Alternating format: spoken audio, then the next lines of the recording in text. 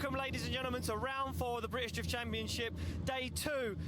We are here at Three Sisters Racing Circuit in Wigan. Eddie Powell, we see an absolutely amazing day yesterday with our Pro-Am class, but today, it's day 2, it's our Pro competition. Bit of a game changer today. The weather, not nice. It's rained all night, and it's raining ever so slightly now. But forget about the weather for a moment. You've been back in your hotel room last night, getting those maths worked out, and again, another championship, another side to our championship today that can be completely flipped on his head, right? Yeah, absolutely. Look, this championship so far has been dominated by two names. Dwayne McKeever, who has won every round so far this season, but Martin Richards still in the hunt, only 20 points behind with 2 rounds to go. He is still in this one. But as I say, these two guys dominating the championship this year. Only 3 other drivers have managed the podium, and that just goes to show how good these guys are driving. Will we see a turn of fortune? We got some new names on the grid this weekend. Darren McNamara is here in his car. We watched him yesterday in dry practice. That car is a rocket ship. It's a little bit wet this morning, but he looks just as fast out there.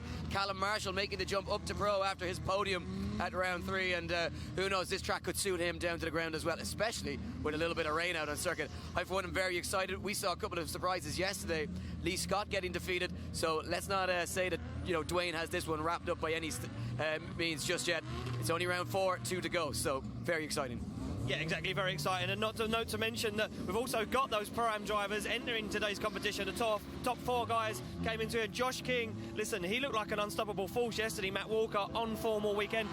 Now, kind of level playing field because weather changing gave those guys a little bit more help than they needed. And we see Josh King out there putting it on the door of your current British champion, Matt Carter, and taking some damage on these guys, not cutting any, they're putting it to them straight away, no messing about.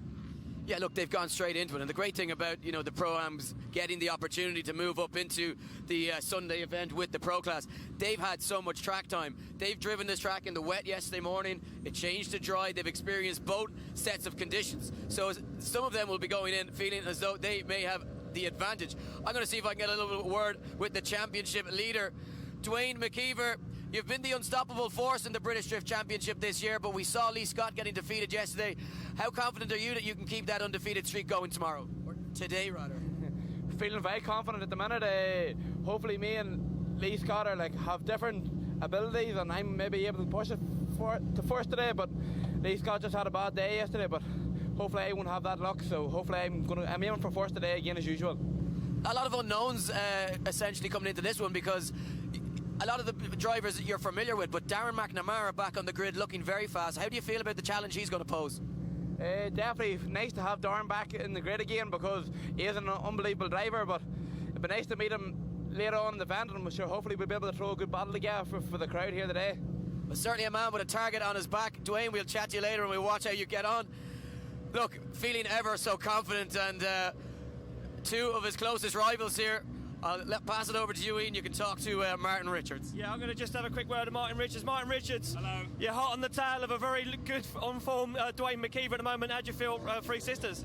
Yeah, I've driven here like 3 or 4 times now, so not in competition, mind, but maybe I've got a little bit of an edge because I know a little bit more about the track. But if it's wet, drains very, very fast, as I've found out quite a few times this season. So a little bit nervous, but I'm going to give it all my all and stick it to his door. Good luck, dude. Cheers, man. There we go. Martin Richards looking confident, but he says Dwayne McKeever's very fast, even in the wet. So listen, us, me particularly saying that the weather could play a big part in this. Apparently not. Dwayne McKeever's still an absolute rocket ship, even in wet weather, Eddie. Yeah, I mean, look, it's no real surprise because I think even for the English guys, they're so used to driving in wet and dry conditions that it really makes no difference to them. They just change the setup. They've that much experience and knowledge in how to set their cars up for the changing conditions that it's just small little tweaks and they adjust their driving style completely. Looking at some of the other drivers on the grid, Matt Carter returns in his own car. That car has done a lot of travelling this year. He has it back working. Could the door hunter throw up a surprise? He is the reigning champion. He can't be counted out at any point, and he would love nothing more to finish his season on a high and take a win here at round 4 of the British Drift Championship. Oliver Evans hasn't really featured this year in the way a lot of people would have expected, but if that car is running, we know he is more than capable of messing with the big boys and taking down some big names. Certainly very, very exciting here this weekend. I, for one, would like to see some new faces on the podium, and if yesterday is anything to go by, I think we may just see that. Yeah, exactly that. Listen, we always say that we like to see a little bit of drama, a little bit of unspectancy. Like, it's good to see different faces come through and get on the podium. For us, it opens the championship up. And listen, today, for someone to come through completely out of the blue and maybe knock Dwayne McKeever out like we see Lee Scott get knocked out yesterday would be amazing. It looks like most of these guys are pretty focused, Eddie, to get out and get some seat time.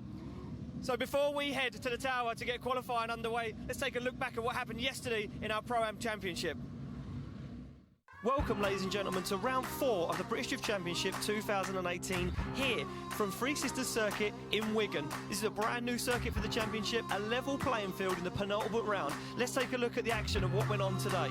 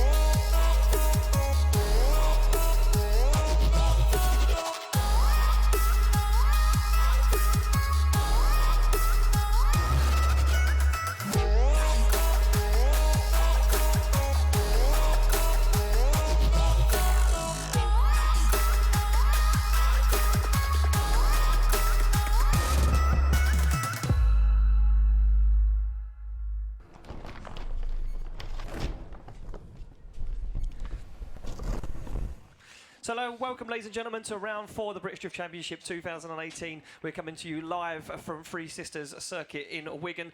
I'm joined by my good friend Eddie Power. Eddie, what a day already. Yeah, it's been really enjoyable just watching these pro guys practice for the last 2 hours. Ian, we have seen them just push so hard. A lot of drivers already trying to keep pace with Darren McNamara, who is looking particularly fast out on this circuit, wet or dry. Yeah, and listen, a bit of a change from yesterday. It was wet in the morning and it dried out throughout practice. We got into qualifying and top 32 battles and it was completely dry.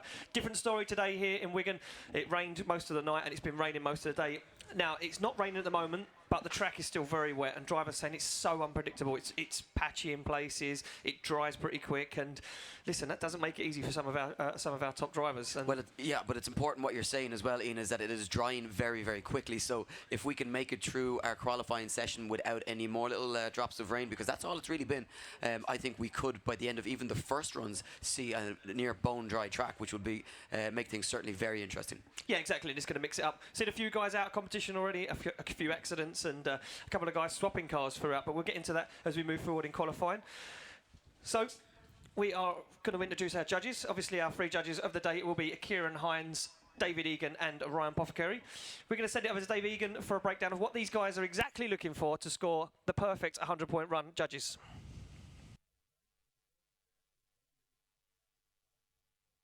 Here in the British Drift Championship this weekend.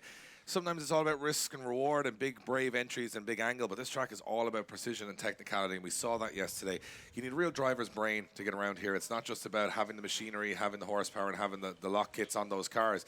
This track is very much about how you think about approaching a corner even before the next one. That's very, very technical. I'm going to talk you through what we're looking for from the guys here in qualifying. Well, it's an unusual start. It is round a corner. So in qualifying, the guys are going to be open to initiate into that corner early or even from the start line start spinning wheels. In qualifying, that's okay. We'll talk about tandem battles later on. They can clutch, kick away, transfer, or straight line entry on the handbrake in towards the initiation, which is that yellow line you can see on your screens just before clipping zone 1. That's about getting wide on that corner. We saw some guys guys making mistakes there. Stay wide, but then pull away just towards the end to get yourself a nice fluid line through 2. Then it's a snappy transition with not too much angle through clipping zone 3, which is in the center of the circuit, and then dive back on big angle to the first deceleration area of the course, which is on clipping zone 4. Then it's about staying a little bit late on that clip to get you the perfect line into this sort of S's section, which brings you into clipping zone 5. Get the rear of the car there, and that's all about adjusting to make this big long pull at the end of the circuit.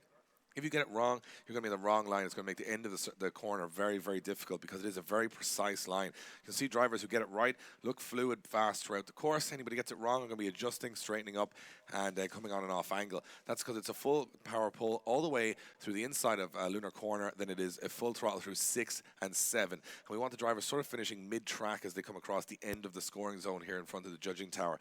It's one of those tracks where judging is quite easy because if you get it wrong, it's so narrow, you're going to be dropping wheels, you're going to be making mistakes, and you're going to be straightening up. I think it takes away all the safety nets that some of the bigger tracks have. You've got to be very precise, and to be honest, it's going to be a real challenge for these guys today. We saw some great qualifying yesterday for the proms. Let's see if the pros can step up today.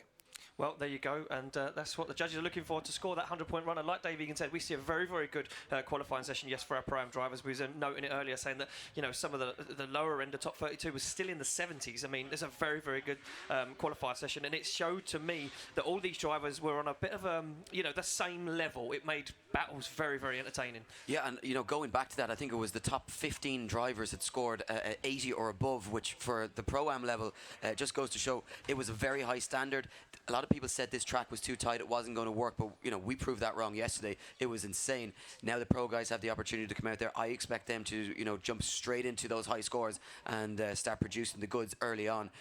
What will be the cutoff point for the top 24? I don't know, but I wouldn't be holding back on my first run if I was going out there. I don't think there's such thing as a safe run here this weekend. No, there isn't yesterday. And we see that yesterday, a few of them guys did put in safe runs, scored them way down the order in 50s, and then they had it all to play for in the second run, with the cutoff being in the mid-60s and the lower end of the top 32 being the 70s, like we say. It's not easy. You can't put safe runs here on the circuit. You have to go all out. So we know how to get the 100-point run, but there is a set of criteria that we need to go through. So we're going to pop that on the screen now for you guys to see, and I'll go through it with you. So, qualification criteria. Each driver will compete 2 non-consecutive scored runs. The highest score after both runs will count as a driver's final score. Each run is scored out of a maximum of 100 by our 3 judges. The average score from all 3 judges will count as a driver's run score. Drivers will be deducted points for momentary loss of drift, understeer, incorrect line, dropping 1 to 3 wheels off the designated circuit, significant contact. Drivers will be rewarded for extreme entry, increased speed, fluidity, snappy transitions, correct judging line, precision, proximity to the outer clipping zones. Drivers will be scored a 0 for complete loss of drift, spinning out, dropping 4 wheels, extreme understeer, driving a section of the course. And we see that yesterday, Eddie, the driving between clipping points, making an error on initiation, was crippling drivers, knocking themselves out of battles instantly. Yeah, quite a number of drivers losing their battle, you know, almost immediately without even getting to the first clipping zone. So crazy stuff, and I think these pro guys will have paid close attention to that yesterday. Their teams will have paid close attention to it as well, and I think they'll be a little bit wiser. Dave mentioned as well, you know, about not spinning wheels off the line, and certainly some drivers you can see very much having the ability just to get the grip and the power down straight away without losing horsepower by essentially spinning those wheels. So exactly. And that will come more into play later on when we get into our top 24 battles. But before we move along and get cars off the line, we're going to go see your new friend, Eddie. Yeah, it's kind of it's been a bit of a love-hate relationship, okay? But you know what? I think it's he's kind of like Marmite. You either love the guy, you hate the guy. I'm starting to come around to him. Still a little bit on the edge, but yeah, Nathan, take it over.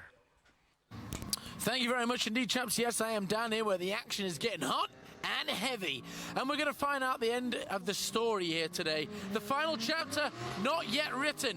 Will it be the continuing reign of Dwayne, going for 8 wins in a row? He's on 7 and he's looking for that final one, but another ending may well be written by one of the other drivers. We've got Callum Marshall down here, whose exceptional driving came through in round 3. We've got the likes of Martin Richards, we've got Paul Smokey Smith, we've unfortunately even still got Kevin Quinn.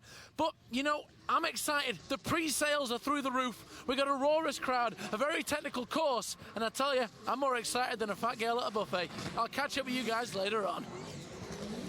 Has he shaved some of that goatee off? Oh, that was makeup. Oh, yeah. Got you. Well, with that underway and Nathan down there doing his stuff behind the scenes, I guess you could call it, we're going to head to the start line. We do have one of our first qualifiers on the line, and it will be one of our Pro-Am drivers from yesterday. It will be Matt Walker, the giant killer Eddie. This guy yesterday did exactly what we expected him to do. He came through from qualifying absolutely on top form and just took the grid apart. Yeah, I mean, look, the question I think today for Matt Walker is whether or not he has the machinery to compete in battles with the some of the top guys. However, when he went up against the Driftgate driver yesterday, we saw just how steady he is, and you know, he just puts in that consistent line over and over again, and Tomas Falvey didn't have an answer for him. Right now, he's coming out on track to try and mix it up with the big boys here at round 4 of the British Drift Championship. First man to put in a run, and so far in looking very technically correct, which is exactly what we expect from Matt Walker.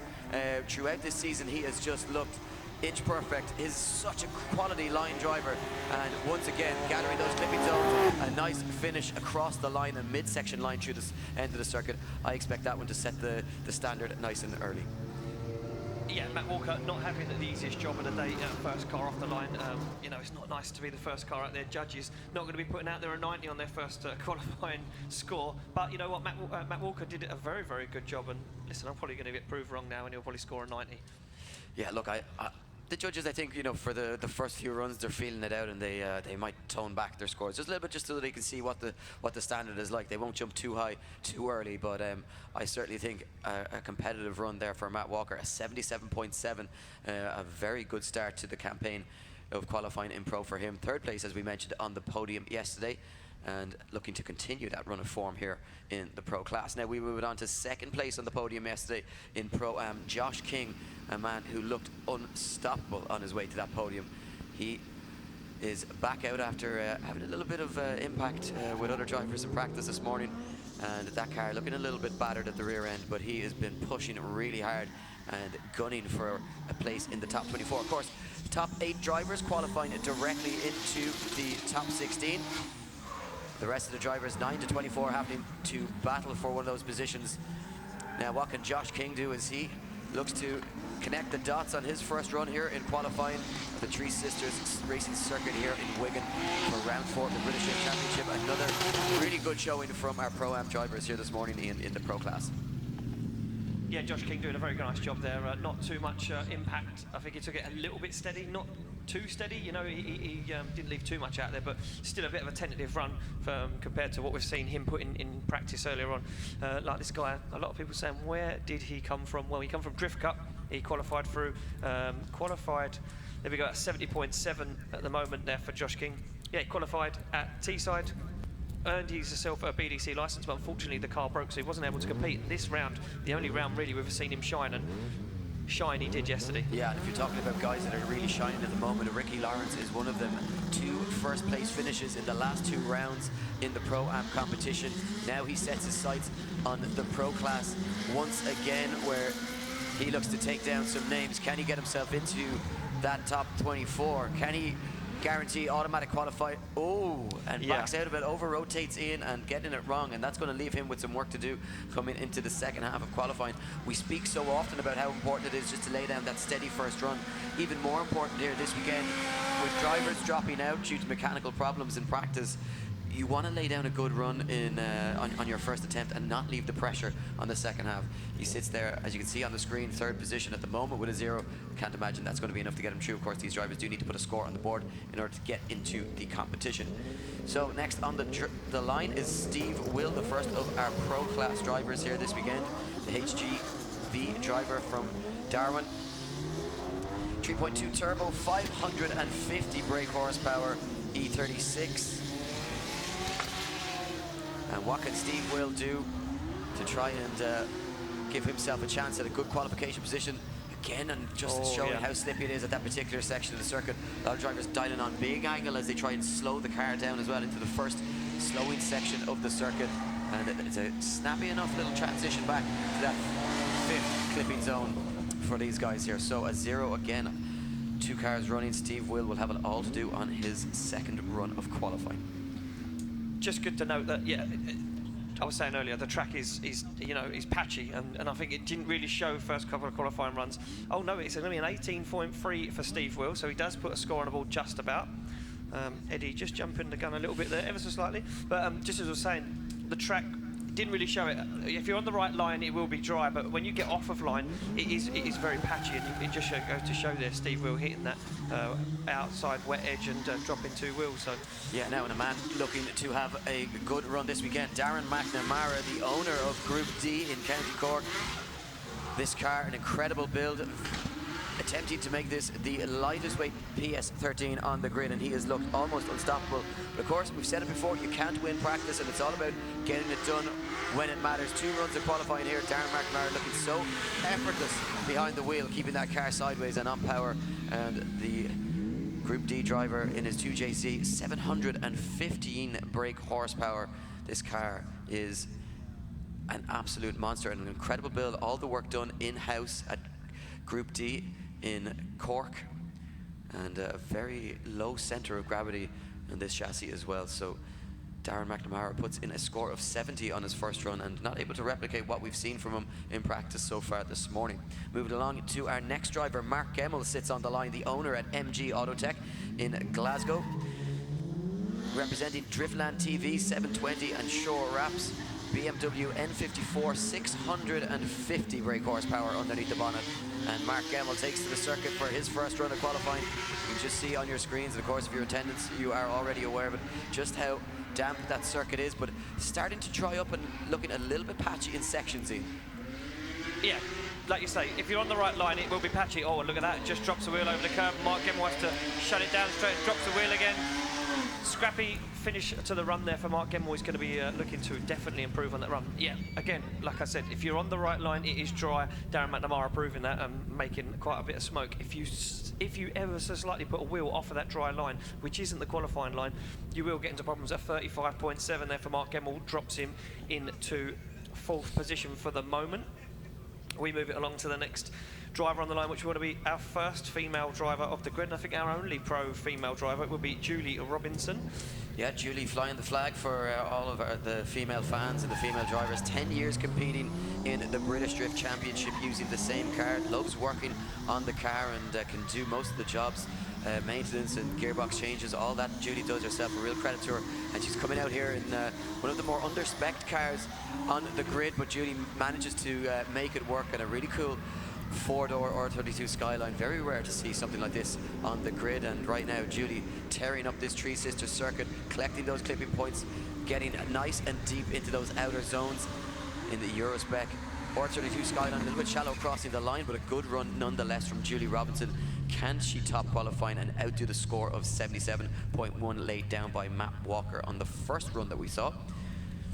Yeah, I think it's one thing that's important to note with Julie is that she might not have the highest horsepower car on the grid or make the biggest impact, but she's very, very good at technical line driving. She's always nice on the clipping points. And look at that, a 51 for Julie Robinson, and her first qualifying run puts her into 4th place at the moment. As we move it along to the next driver on the grid, it will be Ashley Stevens, the currency trader from the Black Country. Where's the car? Where's the car? Where's the car? Very funny joke there from some of our guys. Yeah, Ashley Stevens driving the Camo 1JZ S13, 475 horsepower.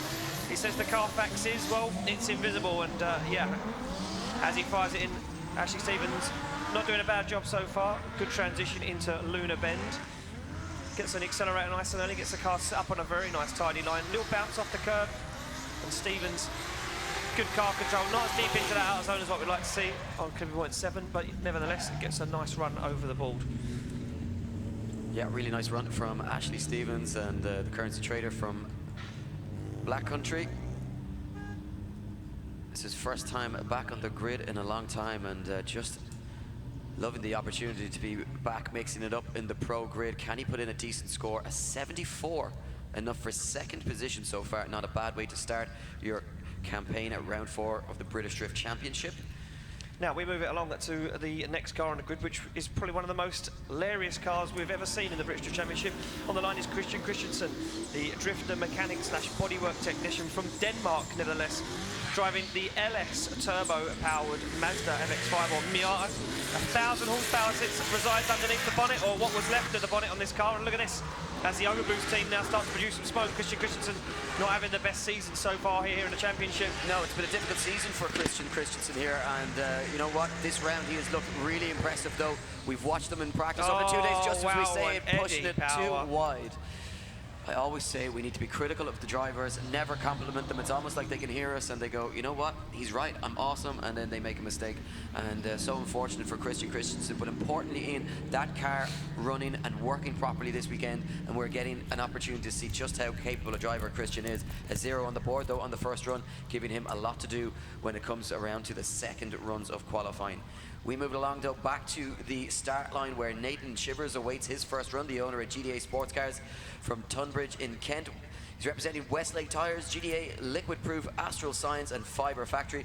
Another LS2 supercharged underneath the bonnet with 660 brake horsepower. This complete car, entire car built in-house at GDA Motorsport.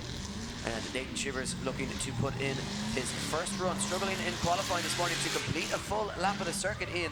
So this is where it matters, though. Can he overcome those issues that he's been having this morning and get this car around the circuit, put a score on the board and settle those early competition nerves? Right now it's looking good for Nathan Shivers. One wheel up on the curb, not the most perfect line, but certainly getting that car across the line, and he will put a score on the board. Well, Nathan Shivers having a bit of an incident in practice earlier. He did struggle to put in a full run, like you say, Eddie. Just before the end of practice, Nathan Shivers took that car to the wall. You can see the front end of that car completely missing. And you know what? I think for me, the fact that he's damaged the car now, he's saying, well, you know what? There's not much left I can't do to it, so let's just go out there and have fun. And for me, that was one of the best runs I've seen Nathan Shivers putting in a long while. And fingers crossed that'll be a nice score for him. Sometimes that can just change the mentality. So a 63 on the board for Nathan Shivers sees him jump into 5th position provisionally as we cut back to the line where Anthony Mortley awaits his first run in the Washloo HKS Insomnia Energy Drinks S15. 2JZ under the bonnet, producing a whopping 700 brake horsepower, and he'll be looking to use every last bit of that as he takes to the circuit for his first run of qualifying. A nice wide line through that first section. Now cuts back, gets the car on angle, drops the wheel though, but keeps in it, and now looks to get back on the power. And can he finish this one in style? No. Oh, and he's off, and he's into the tyre wall. Personal with the tyres. Oh, wow, and a big jump for Anthony Mortley. Anthony Mortley not having the best weekend, though, so far, Eddie.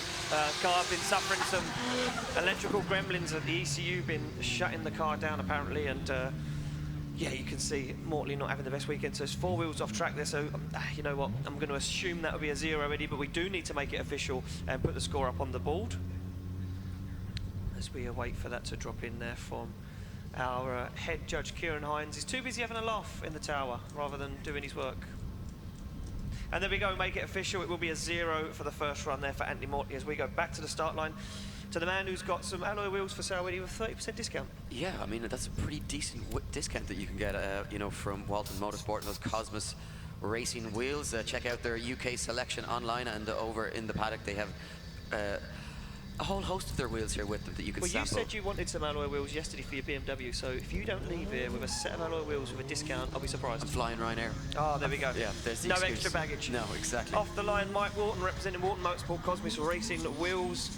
And of course, a sponsor of the series as well, so why not give back to the guys that are supporting the series? What can Mike Walton do on his first run of qualifying? He'd like nothing more than to turn his season around. 2 rounds to go, and the ideal opportunity just to get yourself back in the mix here. Give the fans something to cheer about, and doing a good job getting this car around the circuit. A nice first run there from Mike Walton. Yeah, Mike Walton putting in a very, very good run there. Yeah, representing Cosmos Racing Rules, CIS Limited, Mac Tools, Absolute Customs, Stellar Paintworks, and Like Hell Design. Mike Walton will be feeling confident after that run, and he should be. Look at this, Ian, an 82.3 for Mike Walton. He jumps in to first position. And what a handsome-looking young chap he is in that little picture he took. Yeah, look, he's pretty much a babe. But we moved along to Peter Hayton, the 21-year-old aluminium welder from Wisbech, representing M&W Autos, Maxstream, and Pab Mortgages. He started drifting when he was 15, and his goal was to get to the BDC Pro Class. 6 years experience, a 4-litre V8 underneath the bonnet with 400 brake horsepower. This 1987 Laurel is about as old as I am, and Peter Hayden managing to keep the retro look alive, taking it nice and wide, collecting those clips as he goes. And you know what, we're starting to see a really strong standard here as we creep up the order. Of course, reverse championship order we run our qualifying. Each of these drivers getting 2 non-consecutive runs, and we are getting through them thick and fast here. Now, what does Peter Hayden score on his first run? Can he outdo that 82.3 that Mike Walton just laid down? We are about to find out. Judges' scores coming through to your screen. A 79, enough for second position. So, no Sultan Al-Qasimi on the grid here this weekend after breaking a gearbox in practice this morning. We move it along to Scott Cartledge, who has looked extremely fast in this new chassis, the PS13, ready and out on track here for this round, and he has looked really good. Yeah, very, very good run so far from Scott Cartledge as he wakes his way through the initiation. 1UZ turbo under the bonnet, 500 horsepower, and Scott Cartledge pops the wheel up onto the curb, a little bit scrappy through that transition, gets back into it now, starts to get the car settled as he finds out of zone 6 and looks to find out of zone 7, just clips the edge of it, but nice wide finish for Cartledge and a very good first run there in that brand new chassis for him this season. Don't forget, he is your 2017 Pro-Am champion as well, so that guy, a lot to prove this season. Yeah, making the jump up to the Pro Class this year, and of course that can always be quite a difficult period for the transition period for some of these guys, and it's a big step up, but certainly, Scott Cartledge doing a good job and showing that he is more than capable. What will he score? A 75.7 on the board, and certainly room for improvement there. A couple of errors on his run, and we've seen some better stuff from him, but a nice way to start his qualifying campaign, scoring in the 70s. Now, Ollie Elmore sits on the line. Yeah, Ollie Elmore up next, the engineer from Devon, representing Hell Performance, GK Tech, ETS Racing Fuels. 2JZ under the bonnet, 700 horsepower. As Ollie Elmore puts in a nice big clutch kick to get that car set up nicely for out of zone 3. Gets on the accelerator nice and early, nice transition into out of zone 5. Just doesn't get nice and deep into 6. I would like to see he cuts the circuit ever so shy. And Elmore straightens before the line. It will be a huge deduction on his score, but nevertheless a run under his belt for Ollie Elmore.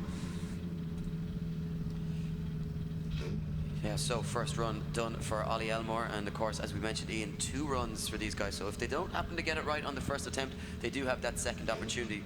Importantly, though, these cars will be set up for you know, wet track conditions, and if we don't see any more rain between now and the second half of qualifying, they could be coming out to a bone dry track, which could mix things up a bit for them. A 68.3 on the board for Ollie Elmore, though, and 8th position for him so far.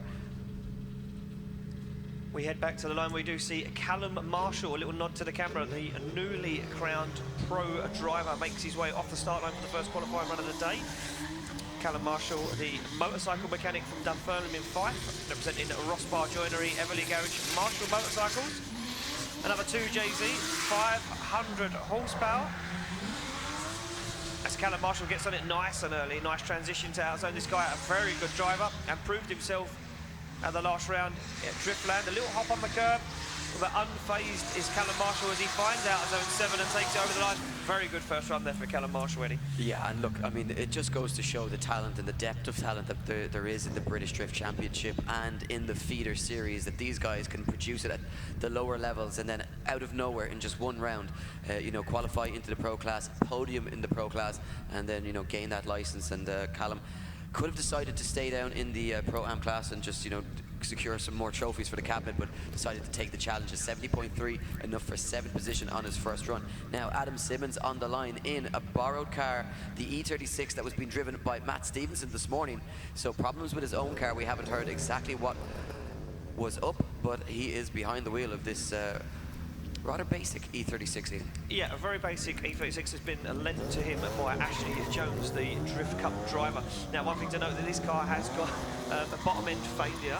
The bottom end bearings are going in the engine, which means at any point now this car could give up. We did see Matt Stevenson using this car this weekend. Unfortunately, he stepped out of it and jumped into another borrowed car. So Team Slide Motorsport not having the best weekend at the moment, but Adam Simmons not doing a bad job at the moment, and he will be praying for a little bit of rain later on, as this car not got the 500 horsepower that he's used to under the bonnet of his R33 Skyline. Yeah, of course, the drier this track gets, the more pressure that engine will be under, and with it already struggling as it is. But a nice job there for Adam Simmons in the car that he has never driven before, so pulling it out of the bag. And a 58, enough for 11th position at the moment, but I imagine when it comes back to his second run, he's going to have to up the game a little bit. We move along back to the line where Ian Biz Phillips awaits his first run, the 33-year-old mechanical engineer from Richmond in North Yorkshire. 6.2 LS3 underneath the bonnet, producing 550 brake horsepower. This Tarmac Sports Orchak Welding Tri-Ace tyres, 350Z. Yeah, and some sparks coming from the underneath of Ian Phillips' car, so maybe a problem there for Ian Phillips. And track marshals on the radio, they're going to have a quick look at Ian's car as he finishes up, but nevertheless, decent run in the bag so far for Ian Phillips,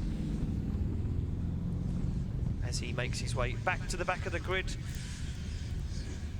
And he will, of course, get the opportunity to put in a second qualifying run later on this morning. Or this afternoon, should I say. There we go, a 74.3 for Ian Phillips on his first run of the day.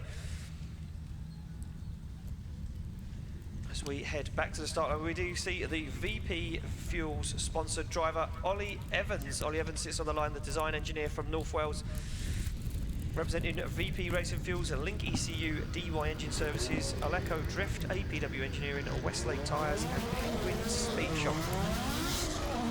Yes, Oliver Evans leaves the line. Not quite the season he was hoping for, and maybe not the season that a lot of people expected to see from him, but he is so capable of laying it down here. Such an aggressive driver, and right now Oliver Evans is laying it down here on this Three Sisters circuit as he takes it nice and wide to the outer zones, looking very fluid throughout the circuit, keeping that accelerator pedal pinned to the floor of the car. And right now the VP Racing driver in that S14 doing a good job completing his first run in qualifying. Oliver Evans there putting in his first run, like you say, Eddie. He will go back to the back of the grid. So judges discussing this one. Looked like it took him a little while to get that car up and going after the initiation, and they'll be looking at that, looking for guys to get straight on power and put it all out there. But the score does drop in for Ollie Evans, and an 82.3 drops him into first place for the moment. Yeah, nice job there from Oliver Evans, and stepping up the standard, and hopefully that's a sign of more positive things to come from him as Martin Wonnacott. So yeah, two of the same scores, an 82.3 for him and Mike Warner. Off the line, Martin Wonnacott, like you say, Eddie, is just noting how low the tyre pressures are that Martin Wannacott's running in this Toyota 1JZ 702 horsepower. And Martin Wonnacott, let me tell you now, was absolutely flying in practice. He was sticking it to the door of the 2017 British Drift champion, Mike Carter. And right now, Martin Wonnacott putting in a very impressive run. Yeah, nice tidy line from Martin Wonnacott, getting a little bit up close and personal with the curbs, but all the same, a very good line throughout the run, and looking at very impressive, as you say earlier on this morning, and reproducing that when it matters in qualifying. Will we see him go top? Can he outdo the 82.3 laid down by Oliver Evans and Mike Walton? As the score drops in, a 73.7 for Martin Wonnacott in his first run, puts him into 8th place. So he'll be happy with that, and I'd say that's going to end up probably being a mid-pack score by the end of qualifying. We move it along to the next guy on the line, will be Mike Marshall. Yeah, borrowed car for Mike Marshall this weekend, a Drift Cup car as well that he has been piloting, getting this car nicely around the circuit though, always choosing to pilot a white BMW one way or another. Yeah, one way or another, Mike Marshall always ends up in a white BMW. This one, though, powered by an N54, not the 318 4-cylinder that's labelled on the boot lid anymore. Mike Marshall, nice transition into Luna Bend, gets on the accelerator nice and early. You can see the forward bite this car's got. Stands on the accelerator and completely fulfills clipping points 6 and 7, and a nice tidy run there for Mike Marshall. Yeah, Mike Marshall, the former British drift champion, and he is looking to just try and enjoy his drifting at the moment, Ian. Not trying to take it too seriously, but try and take down a few names and, if he can. But the real goal for him and the team at the moment is just to come to the events and try and keep the stress away from it. This is a hobby for these guys, and they want to be enjoying themselves. And look at this, an 81.3. He joins the top 3 drivers, sits in 3rd position now provisionally, and a nice start to qualifying for Mike Marshall in that borrowed car. So on the line, the Jap Speed Maxxis Tyres driver Matt Denham. Matt Denham comes off the line in the LS-powered RX-8. Yes, speaking to Matt yesterday, he's looking to change the chassis. This could be the last 2 times this round, and for the final round, the last times we see this RX-8 being driven by Matt Denham, as he looks to change to a different, lighter chassis. Of course, this RX-8 very, very heavy with the design of the doors, and just getting a little bit wrong towards the end, dropping wheels off circuit and losing that rear bumper, Ian. But certainly Matt Denham not having the greatest season this year, and we would certainly like to see him improve and get on a podium. Could he contend for one here this weekend? Certainly looking to have a very aggressive line, but a 39.3 ain't going to be enough to get him into the game when all is said and done at the end of qualifying. Yeah, he's definitely going to need to do more than that to get a good score on the board. As we go back to the start line, it will be Kevin Quinn, yeah, the man of internet fame. Yes, Baby Shark. Not saying anything more about that. As Kevin Quinn sits on the line, the owner of Quinn's M Sport from Tyrone in Northern Ireland, representing Quinn's M Sport Cinco Custom Manifolds. Did you see his Lightning McQueen E36 last weekend? I certainly did. What a credit to those guys. Even a competition that isn't, let's say, as serious as the pro class here in the British Drift Championship. The detail that these guys went to just for a bit of fun. But Kevin Quinn right now sets his attention on qualifying in the British Drift Championship. One of the few drivers this year to podium, but hasn't replicated that success since round 1. It's not been the season that it was started out to be for Kevin Quinn. He would like nothing more than to turn that back around and get back to where he started at round 1, get himself back on the podium in that Quinn Motorsport 180SX. And right now Kevin Quinn gets ready to go back to the grid. And 86 from our judges for Kevin Quinn, topping qualifying early on. Wow, what about that for a first run from the Quinn Motorsport driver? Target set. Yeah, very, very nice run there from Kevin Quinn, and yes, setting the bar nice and high on 86 on his first qualifying run. On the line, though, it isn't Paul Cunnington from the Pro class. It is indeed Matt Stevenson, the boss at Slide Motorsport from Aqua, representing DKM, Slide Motorsport, Tri-Ace Tyres, Super Pro, and Ram Air. In a borrowed car, though, this a 1JZ powered S14. Oh, Stevenson drops wheels. Stevenson in an unfamiliar chassis, so going to be taking him a while to get used to it. All he needs to do right now, though, is find himself a place in top 24 as he gets that car settled up nicely for the final turn of the run. Stands on the accelerator, fulfills that out of zone 7 and takes it across the line. Look, you can see every time that Matt gets into that car and completes a lap, he's learning more and more about it. And while the first run may not have been perfect, I expect to see that one jump up the order when he comes back out on the second half of qualifying. I think Matt Stevenson certainly has it in the bag to take it into one of those top spots in qualifying, given the opportunity. A 60 on the board for a safe run. As we return our attentions to our next driver, who is in also a borrowed car, Aramis Vasquez. No, Aramis Vasquez jumps back into his normal car, Eddie. Into his normal car. Apologies. Yeah, he's back into his usual BMW E30, powered by a 4.4 turbo V8, 760 horsepower. And if you've never seen Aramis Vasquez before, well, let me tell you something about this guy. He is reckless. No regard to the rear tyres on the back end of this E30. As you can see him destroying the Westlakes. Very nice and deep into Luna. But a little wobble there from Vasquez as he comes into good point 6. Nevertheless, he gets it across the line and puts in a pretty impressive run there. Yeah, and you know what? It's in the battles where he really comes alive. Aramis Vasquez, a very aggressive chase driver and very difficult to beat. And you know, I feel like we've been robbed of seeing just how much potential this man has, because a lot of mechanical problems, breaking shafts consistently because of how aggressive he is on the accelerator pedal, and right now Armas Vasquez scores a 69.7, which jumps him into 14th position. So Vasquez finds himself inside top 24, but on the line is not Tessa Whittock. It will be Richard Grinrod now. Richard Grinrod suffering mechanical failure on earlier on in practice, so Tessa Whittock said, here you go, handed him the keys and said, get out there and do what you do. The Driftworks driver jumps in behind the steering wheel. It's R33 Skyline powered by a 2JZ. And Grimrod not doing a bad job so far in a borrowed car that he's never really driven before.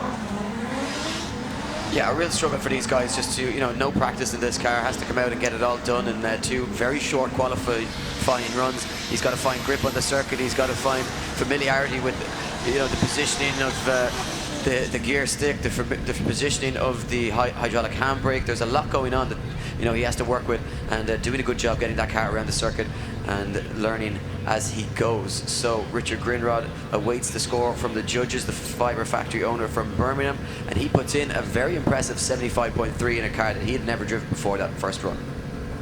Exactly that, Eddie, and yeah, like you say, not easy to get to grips with a borrowed car. Somebody who is up to grips with his car is on the line, Matt Carter, the paint decorator from Hertfordshire and your current and reigning British Drift champion, comes off the start line.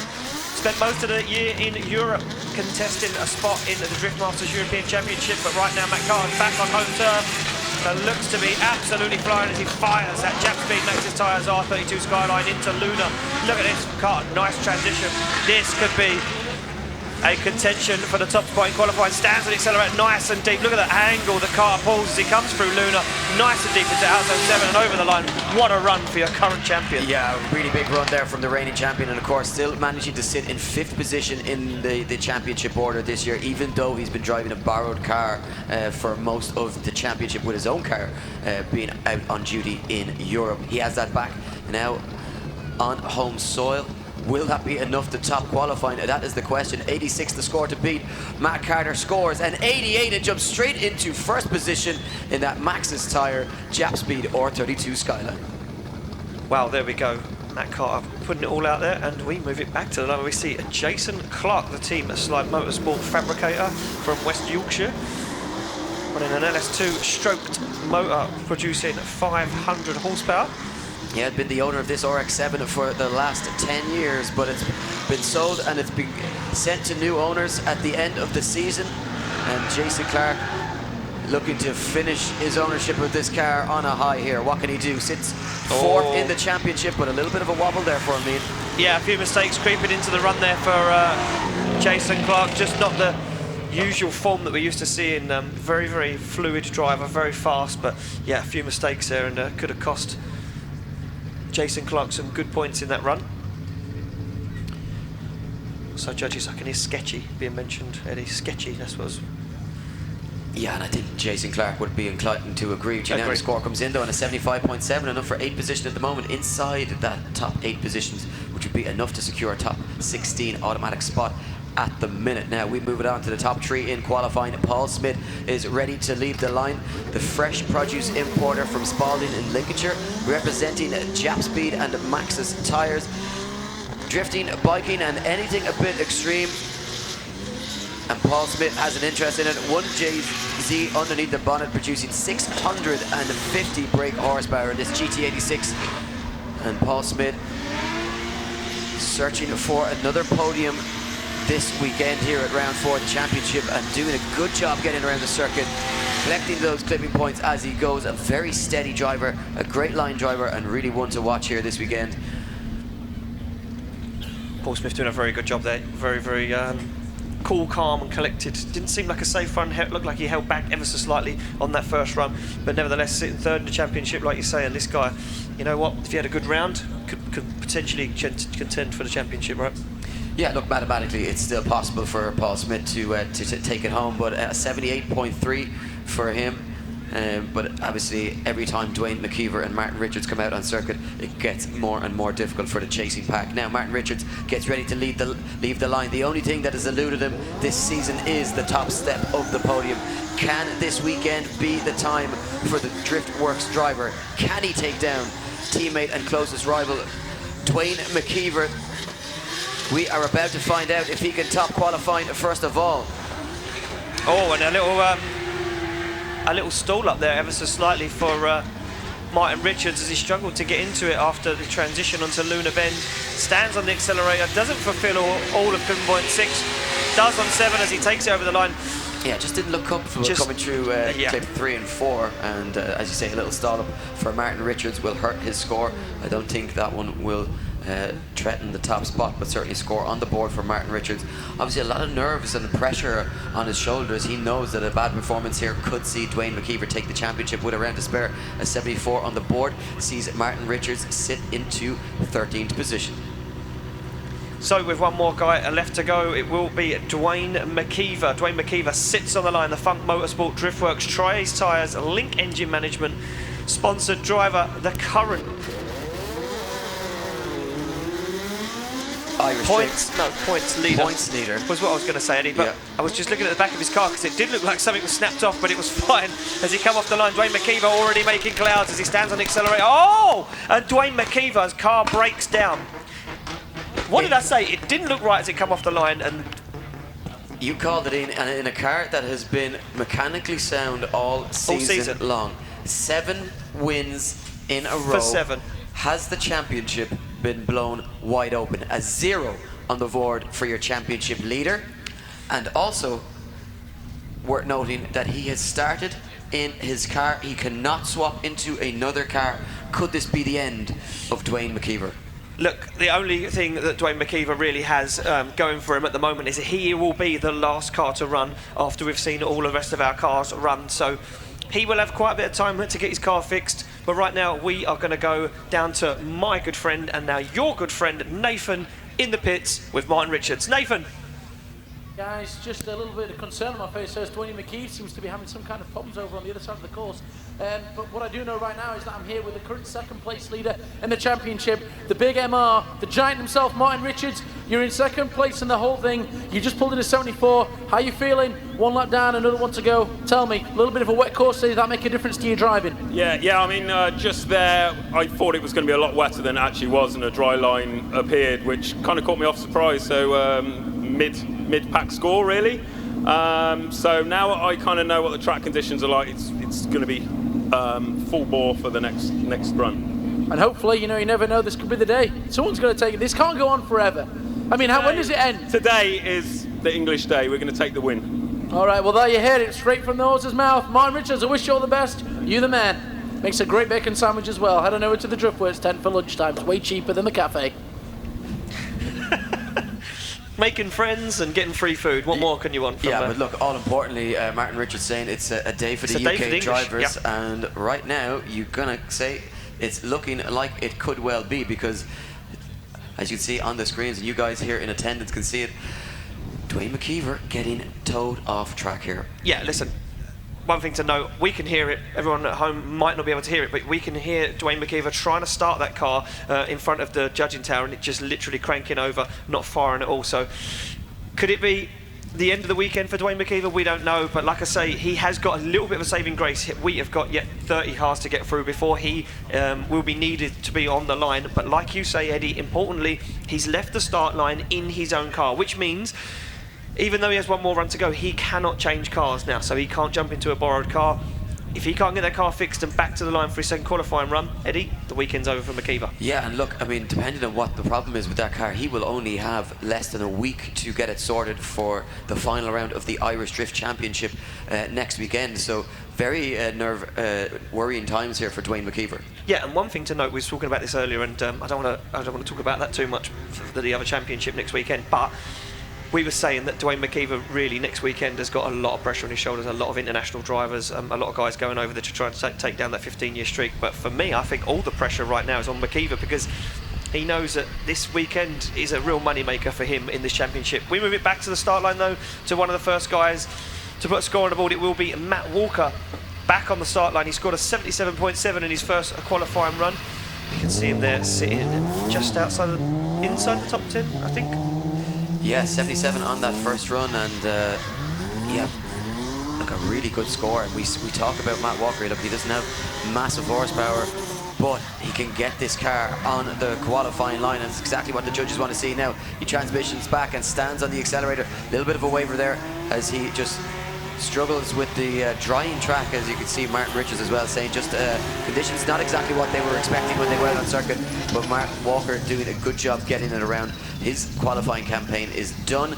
Will it be enough to see him into the top 32? I think that's first run, that 77 will be sitting in 24th position. No, sorry, top 24 rather, not top 32. Eddie getting a little bit confused there. Too much maths this weekend. It's my fault. Yeah. I put all the pressure on you. I was like, Eddie, take the wheel, do the maths. And 83 for Matt Walker on his second qualifying run drops him into third place. Yeah, listen, it was. I shouldn't have put that sort of pressure on you. Quick maths. I'm just not good with it. You know. Josh King sits on the line, ready to go for the second qualifying run. And one of the funniest things I see online last night was someone said, "Who the is this guy?" Well, listen, he's made a statement. He's come second in the Pro-Am class so far, and he currently sits with a 70 on the board. He finds himself in pro qualifying now. Eddie seems to be making some speed as he lays it all out there on circuit. Yeah, look, and a man that you tipped as well yesterday to do some really good things out on track, and he certainly has. Starting just to drizzle a little bit out on the circuit again, just very light dropping of rain, but second run in the books for Josh King, 70 on the first run. What can he do this time around as we await the judges' scores for that one? As Josh King makes his way back to the back of the grid, you can see a few spots of rain on the camera, and yeah, weather conditions. Listen, maybe going to stay like this all day, maybe going to be patchy all weekend for our pro drivers. As the judges just deliberating the score there for Josh King. You can just see on your screens a good crowd already here in attendance early on. An 83.3 for Josh King. He jumps straight into third position.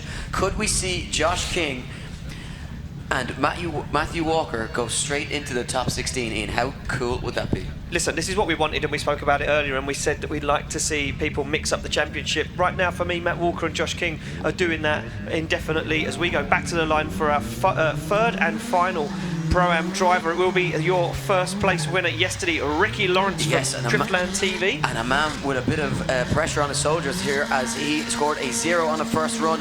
What can he do this time around? Big Looks transition. to be doing a much better job here, Ian, on the second run. Yeah, fires it into Luna as Ricky Lawrence. Yeah, doesn't sound right. Can he keep in it? He certainly can, and his car doesn't sound too good. But he's making it work right now. Can he put a qualifying run in? Oh, he hops the curb. I don't think that car is working for him. Oh, just the way it did yesterday. Seems to be struggling. I wonder, is there a gearbox problem there as he looked to be just bogging down a little bit, and right now, nervous times here for Ricky Lawrence. Will he do enough? I'm not sure this one's going to contend for a score in the 80s, but will it be enough to get him into the show? 24 drivers will move on from qualifying as we cut the grid in half. So we see Ricky Lawrence there making his way through the traffic and back to the pits. If there is a problem with that car and he has qualified, he does have some time to get it fixed, but a 66 on his second qualifying run drops him into 21st position. Work to be done. That's a dangerous place to be sitting right now. Yeah, I'm just going to go out and say it here. You've got drivers like Mark Gemmell, Julie Robertson, Christian Christensen all sitting outside that top 24. We turn our attentions back to the start line where Steve Will gets the marshal's order. He is go, all set for his second run of qualifying. Steve Will scored an 18.3 on his first run, so he has the pressure now of trying to pull it out of the bag on the second run. What can he do as he gets nice and wide through that first section? Nice angle pulled as he comes through the inner clip at clip 3. Now gets back into it, puts that car on angle and stands on the accelerator as he takes it out to the outer lines. And a nice run here from Steve Will. Not carrying a whole lot of angle through the run, but certainly doing enough just to stay on that qualifying line. Yeah, and one thing to note about Steve Will, if you want to know how long Steve Will's been drifting, then Steve Will told me and Dave Egan earlier that he first drove with Dwayne McKeever when Dwayne McKeever was 12 years old at a European drift event that was run in the UK. What he was doing playing with a 12-year-old, I do not know, but Eddie Power, keep it clean, it's a family show. So Steve Will puts in a good second qualifying run. Is it enough to beat his first run? It certainly is. He scores a 68.3 and puts himself into 20th position. So Steve Will, another guy sitting dangerously close to that top 24 drop zone as we go back to the start line. We should see Darren McNamara, the owner of Group D from Cork in Ireland, representing Group D, Haltech, Garrett, Sunoco Racing Fuels, Work Wheels, Turbo Smart, ACT Clutch, JR Pistons, OBB, ASNU and K&N. This guy remarkably fast all day, and this brand new build from Group D is absolutely unbelievable. If you get an opportunity to get down and see this car when we put all the cars on circuit, have a good look around it and have a chat with Darren McNamara, ex-Formula D driver right now, and look at this, a lot of experience as he stands on the accelerator, pulls that car through the final turn. Darren McNamara, ladies and gentlemen, getting to grips with that brand new build. Yeah, and let's not forget, not only is Darren McNamara an ex-Formula D driver, but he has also gone into final rounds in the championship in contention to take the win, and just missing out on, if not 2, maybe 3 occasions. So that is the level that Darren McNamara is at, and we just haven't seen him in a number of years. But judges' scores about to come true. A 70 on the first run. A couple of wobbles there. You can see that those drying conditions making it difficult, but an 81.3 sees him inside those top 8 spots. And 7th position, hearing that Nathan Black is down at Dwayne McKeever's pitting area. Yeah, we are down here live with Dwayne McKeever's team, down with his car. We are searching for the problem. We're not too sure. There's phone calls being made. There's hands in engines. There's, you know, so it's a slightly worrying time there, but we're not too sure what's about to happen. Obviously, the reigning seven wins in a row here. We're looking for an 8th. The pressure is on. Phone calls, like I said, have been made. We're not too sure. We've tried to have a chat. The guys are just working vigorously to try and get the car sorted. It's exciting, but it is nervous times here. All part of the thrilling action, of course, here at the British Drift Championships. I guess we'll have an update with you shortly and let you know when we find out something new. Thanks, guys. So there you have it from Nathan Black, and worrying times down the pit area for Dwayne McKeever. And imagine Richard Bradley probably on the phone being asked, what do we do here to get this car right? You just see a lot of heads looking into that engine bay, trying to find the source of the problem. Yeah, worrying times for Dwayne McKeever. Like we say, 7 for 7 at the moment, and that guy, he is going to be frantically trying to get that car together. We go back to the start line. We see Mark Gemmell, the owner of MG Autotech from Glasgow, sitting on the line. A little cheer from the crowd. BMW N54 under the bonnet, 650 horsepower in this Nissan 350Z. As you can see, a fire it through the initiation. Mark Gemmell, nice line. Now starts to dial on the angle as he transitions through that front clip. Ever such a little slow on the handbrake as he fires it into Luna now. Mark Gemmell with a 35.7, so he's going to need to impress the judges. Oh, and again, that car just not playing ball. A little wobble as he come out at 50.6. And Gemmell, yeah, almost looks like the car just doesn't have the legs to keep on throttle all the way through that section. But Mark Gemmell with that 35 from the first run, imagining that is not enough to see him into top 24 with some of the high scores that have been put in already. Will he do enough to jump himself up the order? Can he secure a spot in the battle action later on this afternoon? Look at this, Ian, a 75 sees him drop into 13th position. so Mark Gemmell gets himself way up the order and into the show as we go to the line to see Julie Robinson, a 51 on her first score. But the track drying out now, and changing weather conditions going to make it very, very difficult for Julie Robinson. Yeah, look, you know, a relatively standard RP25 underneath the bonnet. A fact for you. She has said on her commentary notes that it has minus 3,032 horsepower. That's how low down the order it is in power. It's actually minus 300 and... Sorry. 300,000. 300,000. Crazy. She's gone backwards in horsepower. It's almost impossible, but you know what? Julie Robinson says it's a thing as she fires her car into Luna. It's very wide and it's an over-rotation. And there's the pressure of having it all to do, going out on a patchy circuit with not a whole lot of horsepower. And if that will mean the end of the weekend for Julie Robinson with a 0 on the second run, 51 on the first. Give her a round of applause, ladies and gentlemen, in attendance. Our only female pro driver competing this weekend. And a completely self-funded driver already doing it all. And a long-term driver in the championship as well. She's been here since day one in 2008. So Julie Robinson, a credit to the championship. But unfortunately, this weekend, not her time as we go back to the start line. Apparently there's a car there already. Yeah, all I can see is some wheels, and lucky he didn't put the wheels in camo because we wouldn't be able to see what's going on. So There you go, 2 lights and a bumper bar. That's about it. Ashley Stevens sits on the line, the currency trader from the Black Country in his 1JZ powered S13. It's invisible. Where is the Black Country, just out of interest? Do you know how embarrassing it is? I don't even know. I don't even know. Okay, so he leaves the line in the 1JZ 470 brake horsepower. Invisible 180SX. Slowed up ever so slightly there already. It took him a little while to get it going, but he gets on power now and fires it into Luna. As Ashley Stevens finds the accelerator, and look at this, a trail of smoke follows that camo 180 as he gets back on the accelerator. Very nice line through clipping point 6. And it just goes to show how much grip there now is out on circuit. You see that smoke on the qualifying line. Ian, good signs for fast action to come.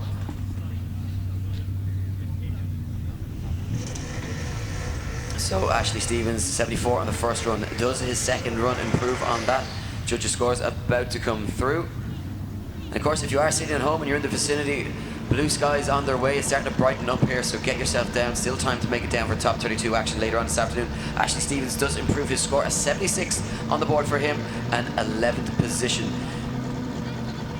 Yeah, 11th position. So you can just see again on the screens the guys working hard down at Dwayne McKeever's pit area. And important to note, he goes into this round 20 points to the good over Drift Masters or Drift Works driver Martin Richards. If he doesn't qualify and Martin Richards wins the round, he'll be going into the final round 30 points behind. So how important is it for these guys to get that car out on circuit? Right now Martin Richards has been on the podium at every round and looking like he is set to do that again. Christian Christensen gets ready to leave the line for his second run, an all-important run for the overboost driver from Denmark. A 0 on the first run. Oh, just as you said, Ian, yeah, I looked as though he was about to over-rotate, but manages to keep that car on circuit and on angle, puts the foot down and gets himself out of trouble. Now stands on the accelerator as he comes nice and wide, clouds out this Three Sisters arena with those Westlake tires and gets it across the line. A sketchy run from Christian Christensen. I'm not sure if that one is going to be enough to get him through. A big error just at the start of the run. So yeah, I mean, listen, Scrappy was right. What you said, Eddie, about that run, he managed to put a run together. Is it enough to find himself inside top 24? We'd like to hope so. Just getting information, Eddie, that Dwayne McKeever had a failed crankshaft sensor, hence why the car broke down. They have fixed it. They are going to make their way back to the start line, but Dwayne McKeever, nervous times. Yeah, look, that'll be a very relieved Dwayne McKeever heading back to the line, and I think for him, if he can manage just to get that car into, you know, if he can just pull out one really good run, get himself a spot in the top 16, that will do a lot of work for him. Just seeing now Christian Christensen not able to get himself into one of those top 24 spots, the end of his weekend, that error proving very costly for him. Yeah, very, very costly, and it was just a stall up, I think, and dropping wheels here and there. On the line, Nathan Chivers. Nathan Chivers currently sits on the drop zone in 24th position. So Nathan Chivers all to play for in the GDA Sports Cars S13. As Chivers stands on the accelerator now, transitions into that front clip, fires it. Oh, but drops that out of zone 3, gets very early onto that curve. Gets himself set up into Luna, but puts on big angle. He's very wide, is Chivers. Oh, and he's off track as Nathan Chivers drops wheels off circuit. Yeah, throws up a little bit of dirt into the audience and spectator zone, but Nathan Chivers just hasn't looked overly comfortable. It's 63 on the first run. I'm going to guess that would be a 0. Yeah, an incomplete. And look where he sits in 24th position, right on the drop zone. And nervous times now for Nathan Chivers. Certainly is, as we go to Anthony Mortley, who sits on the line, and he also sits with a 0. So nervous times for Anthony Mortley. Anthony Mortley, if you remember rightly, dropped 4 wheels off track and jumped over the curb. Now, can Mortley put one run in and get himself a spot inside top 24? Yeah, he'll be looking to stay away from those tyre bells this time around on his second run of qualifying, minus a couple of rear lights. And yeah, just a little bit shallow through that section, but now gets the car back on power. Hugs the curb, and a few errors just starting to creep into the run there again. Just hugging the curb and very shallow as he crossed the line. Anthony Mortley not doing enough from where I'm sitting in just to secure a spot in that top 24. No, and he completely dropped out of zone 7, that final clipping point. So judges going to be looking at that. Cut the line, kept it on angle, kept drifting the whole circuit. But do you know what? At this level and at this quality of driving, I don't think it's enough. And no, look at that, a 60.7 for Anthony Mortley drops him out into 25th place. Now, next on the line, a man who wowed us when he first came out on circuit, 82.3 on his first run, Mike Walton. Mike Walton comes off the line at the Like Hell Design Motorsport, Cosmos Racing Wheels, CIS Limited, Mac Tools, Absolute Customs, Stellar Paintwork driver. Looks to recreate his first qualifying run, maybe with a little bit more flair or big handbrake drag there for Walton as he sacrifices clipping point 3. Good transition into 4, gets himself into Luna now, sets the car up on angle. Yeah, make sure and get over and talk to Mike at some point today if you're in the market for some cheap wheels. 30% discount, you can't ask for much more than that. And but you could ask for more, but I don't think he's going to give it to you. Yeah, okay, fair enough. You could ask for it, but you know, he's already doing a 30% discount, so it might be a bit rude on your part. I know, not a lot of companies offering 30% discounts these days. 10% is probably as good as you will do. And look at this, stays in 5th position. 2 very good runs from Mike Walton in the Walton Motorsport Cosmos Racing Wheels 180SX. We go back to Nathan Black, who was down in the pits with Dwayne McKeever's crew. Those guys getting the car fixed. Nathan, what can you tell us? Yes, thanks, guys. I'm down here at the Dwayne McKeever pit. We've managed to find out what the problem was. It was this here. It's the doohickey, better known as the wire. It does something. No idea what part of the car it does, what it doesn't, but all I know is it nearly halted us seeing Dwayne going into the battle. So enough of that. I tried to have a chat with one of the guys who was fixing the car. Most of them laughed at me. The rest of them ignored me. Dwayne's gone back out to the track. I'm excited. Are we going to see a score on the board? And is he going to go into the battles? Or is this the moment that all the other drivers have been waiting for, where we see Dwayne topple and go out of the championship today? Cheers, Nathan. A doohickey. A doohickey, so the crank position sensor, and that looks like Dwayne McKeever is back on the line, and a sight that maybe some of the rest of the grid are not so happy to see. No, exactly. We go back to the start line though, where we do see Peter Hayden awaiting his second qualifying run, the aluminium welder from Wiz Beach. Scored a 79 in his first run, so finds himself inside competition. But can he better that? This Laurel now working for him this season, a supercharged V8 under the bonnet. Yeah, Peter Hayden, a very steady driver throughout the course, and just as I say, getting it a little bit wrong, but these patchy conditions proving very difficult now. Certainly not a full dry track at the moment, but getting close. Is it mechanical problems, Ian? Not sure, Eddie. It was just kind of, the car just stopped drifting completely, and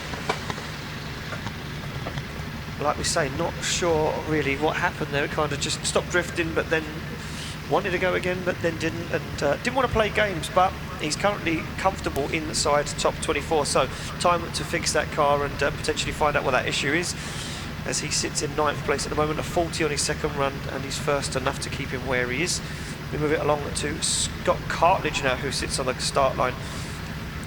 Scott Cartledge with a 75.7 on his first qualifying run in this new build for him this year, this PS13 V8 Turbo 1UZ under the bonnet. Yeah, very bright future ahead of this man, and as you say, look, the 2017 BDC Pro-Am champion, leading his rookie season here in the pro class.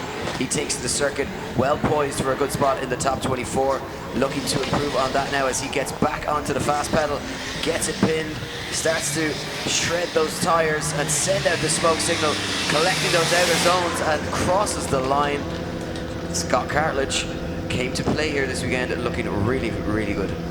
Very, very good run there from Scott Cartledge, and a guy who's very consistent, super consistent driver. Hence why you find him with the crown of the 2017 Prime Champion. Yeah, sitting, you know, just mid-pack in the championship at the moment, but, you know, 2 solid performances here, and the final round could see him jump right up the order and finish his season on a high. Stays where he is, though, in 12th position as we move it along with the next run, and our next driver looking to improve is Ollie Elmore. Ollie Elmore sits on a 68 from his first run. The engineer from Devon in the Hell Performance GK Tech ETS Racing Fuels R33 Skyline. Got wing, Because this thing, it looks like it is ready to take off. Yeah, Ollie Helmond certainly has got one of the biggest wings in competition as he fires that hell performance. Nissan Skyline around Three Sisters Circuit here in Wigan, gets himself nicely set up into Luna. Look at that, nice and deep, just rubs the curb, just upsets the steering ever so slightly. He does fulfill all of that outer zone 7. And you know what, for me, he's safe inside competition. I think he just wanted to try and put it all out there and see if he could climb himself up the order ever so slightly. But I think normally what you'll see in the second run of qualifying when guys are safe is that they'll push it that little bit more, but with the changing track conditions, I think they just want to test out where the grip is going to be as the track dries, just in case there's another downpour. 73.3 though, he does improve his score and jumps into 19th position. Callum Marshall sits on the line now with a 70.3. The newly crowned pro driver comes off the start line for the second run of his weekend. Yeah, 2JZ under the bonnet, 500 brake horsepower, so certainly enough grunt in this E36 BMW to get the job done here this weekend. Can he replicate his success at round 3 and get himself back on the podium? Well, this looks very good from Marshall so far. Look at this nice angle through Luna Bend, stays on the accelerator. He's on a very nice line as he finds clipping point 7, just drops a wheel, but keeps in it and brings it over the line. That was a very committed run there from Callum Marshall. Yeah, Marshall is showing that he is more than capable of competing at the highest level in the British Drift Championship, and one of the rising stars, and great to see him just jump into this championship and look so comfortable right from the off.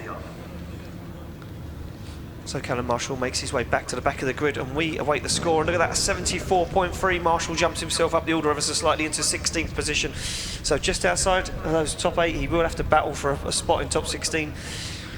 But he's in the show nevertheless. Adam Simmons now sits on the line in that DKM borrowed BMW E36 from Ashley Jones. And Simmons having car issues with his own Slide Motorsport R33 Nissan Skyline. And this car not having the power. Yeah, you can hear it as it goes by us. It just sounds like it is about to die. It's really certainly on its last legs, and a spin, almost a full over rotation for Adam Simmons. This one is certainly not going to set the scoreboard alight. I'm not sure if it'll improve on the 58 that he managed in his first run, and very difficult times for him as he jumps into that barrel car. Only the second time driving it, and Adam Simmons problems with his own car, but jumping into a car that has, you know, his teammate just jumped out of because it wasn't performing properly. Yeah, exactly. Listen, it's not easy to try and jump into a car that isn't 100% anyway, as Adam Simmons puts in a 58 on his first. Not sure if that second run was enough to better it, which will mean his weekend will be ending early. And there we go, 36.7 for Adam Simmons means he is out of competition for this weekend, Eddie, and we keep it going. Yes, we head back to the line where it's business time with Ian Biz Phillips. He put in a 74 on his first run. Not a bad way to start his qualifying campaign as he looks now to get set to leave the line in the Tarmac Sports Ortec Welding Tri-Ace Tires 350Z. 6.2 LS3 underneath the bonnet, 550 brake horsepower, an absolute antichrist. This machine, it looks as though maybe the exhaust just hanging nice and low in this car causes some sparks as he negotiates his way around the circuit. Can he just bring that car out to the outer zone? So very shallow, and this becoming a very scrappy run here for the Ian Biz Phillips. Not what he would have wanted to do on his second run of qualifying, but he does have that banker, 74. Still from his first run. Yeah, that exhaust or whatever's hanging down looks like it's causing him a few issues, and a very scrappy second run there for Ian Phillips as he makes his way back. I think he's definitely going to be counting on that first run to be the one that gets himself inside the show, and yeah, certainly 59 there, so he stays in 17th position. No automatic qualification into the top 16 for him. He will have to battle. We switch it back to the line where my brother from another mother is sitting and waiting. Oliver Evans put in an 82 on his first run in. A huge run from him in the VP Racing Fields, Link ECU, DY Engine Services, Aleco Drift, APW Engineering, Westlake Tire, Penguin Speed Shop, S14. Yep, he says he's short, dark, handsome, and slightly better looking than Eddie Power. Well, there's a statement, Eddie, as he fires that VP Racing Fuel S14.5 into Luna. Look at the smoke that Ollie Evans is creating as he stands on the accelerator, looks for clipping point 6 and 7, and absolutely nails it. And a round of applause from the judges. Kieran Hines, who is, you know, could he break the 90s? Could we see Oliver Evans break the 90s? I think that could be close. I can see Kieran Hines liked it, but Ryan Pothecary, who's you know, he didn't like it. Our resident grump would probably say that it's not worth more than a 60. No one's a 10. Yeah, hands in the air for Ryan Pothecary. He's never impressed. Well, I do agree with that. No one's a 10. Here we go. Score coming onto the screen. Will it go top? Oliver Evans scores. A 91 in and enough for first position. You called it. Wow. What about that from Oliver Evans? He is here to stay this weekend, topping qualifying and setting the bar high for the chasing pack. Yeah, listen, very, very good run, and Oliver Evans putting it all out there. We move it back to the start line where Martin Wonnacott now sits, the builder from Newton Abbot in Devon, sits with a 73.7 on his first qualifying run. He's just see Oliver Evans hang it all out there, and he's thinking, you know what, I want a piece of that action, as he fires in 702 horsepower of Toyota Chaser now as Wonnacott fires into outer zone 3. Very nice from Wonnacott, stands on the accelerator, gets into it nice and early. Wonnacott sets his car up now, starts making clouds as the Devonshire man fulfills clipping point 6 and 7 and takes it over the line. Really nice run from Martin Wonnacott. Why have a slice of the action when you can have the whole cake in? Exactly. Certainly laying it down. Will it be enough to contend for that top spot though? Only the judges can decide that one. And 91 the score to beat. 73 on the board already for Martin Wonnacott. And certainly looking very comfortable out on this circuit. Wow, and an 81 for Martin Wonnacott moves himself way up the order into 9th position. Yeah, just missing out on those top 8 spots. And Michael Marshall now gets set to leave the line. He put in a very impressive 81 in this borrowed car. The N54 engine, 550 brake horsepower. The owner of M&M Engineering Performance Car Garage, representing Meister Orr, Dorenza, BHP Show and Summit Racing. Yeah, as Marshall fires that car in now, stands on it. This is a much tidier run than his first one, gets on the throttle nice and early, and that car looks absolutely dialed as he gets to clipping point 6 and effortlessly out to 7. And a nice second run there for Mike Marshall. Yeah, looking very smooth in that compact E36 BMW. And Mike Marshall, as we say, a former champion here in the British Drift Championship, so not one to be taken lightly. And certainly not a driver that you'd want to be coming up against in a top 24, top 16 scenario. No, definitely not. He's a very, very good driver, and when he comes into top 32, top 24, he comes alive. An 82.3 on his second qualifying run puts Mike Marshall into 6th place, and 2 consistent runs makes him a very, very dangerous driver in top 24. Matt Denham. Yeah, we switch our attention back to Matt Denham, the Jap Speed Maxus driver in his Mazda RX-8, and a man with a bit of a task on his hands here as he only managed a 39.3 and needs to kickstart his season and the 2018 campaign as Matt Denham looks to pull a score out of the bag here. What can he do this time around? Gets the car into the full throttle zone, puts the foot to floor, gets the pedal right down to the floor and uses every last bit of power that this little RX-8 has and gets it around the circuit. Certainly a big improvement on that 39 from the first run. Will it be enough for the Cheltenham driver to get himself into the top 24? He says he's pretty tall, plays the drums and likes a bit of motocross, and look at this, an 80 scored on his second run. Matt Denham getting it done when it counts. Yeah, this is the first run, dropped wheels on the grass, took the rear bumper off. Not what the judges wanted to see. He tidied it up and put in a very, very good second run. We move it back to the line where we see Kevin Quinn, the owner of Quinn's M Sport. Scored an 86 on his first run. What can he do on the second? It's all out there for you, Kevin. What can you do? This guy, a true showman. Oh, and breaks the car. And breaks the car on initiation, goes for a huge clutch kick. And sounds like a Dwayne McKeever situation, potentially a sense of fault or a boost hose, something along those situations. Yeah, certainly not positive times here for Kevin Quinn as he slows to a stop, and I would imagine he will need recovery from the circuit in the Quinn Motorsport 180SX. That car normally so reliable. You can see a 0 just to make that official. 86 though sits in 3rd position, has that first run in the bag, and he will have some time to sort the issues out with that car, as he will automatically qualify into the top 16. As we await to get some recovery on the circuit and get Kevin Quinn removed. And we move into our top 8 drivers in the championship. Eddie, things starting to heat up. Just 8 guys left, and then that will be our top 24 decided. Yeah, that would be qualifying out of the way. And of course, if you are, as I say, if you are nearby and you're thinking about making it down, the rain has stopped, the crowds are still coming through the door. We want to thank all of you guys that are already in attendance. Are you guys enjoying the qualifying action so far? A couple of them, Eddie. A few people just, out there. Just a couple. There's people down here looking at us and they're not even cheering. Now that is disappointing. Yeah, we're going to shame them later on if they don't make a little bit of noise. But so, of course, we are obviously building up to the final round in Rockingham in October. Tickets on sale and limited grandstand seating tickets still available. Be careful what you say. I'm not going to say anything. The grand finale, the invasion, tickets on sale. Check them out online, shop.thebritishDriftChampionship.co.uk. And yeah, look, 2 championships more than likely going to go down to the wire, more than likely going to be decided. It is the final time there will be competitive action seen at that venue.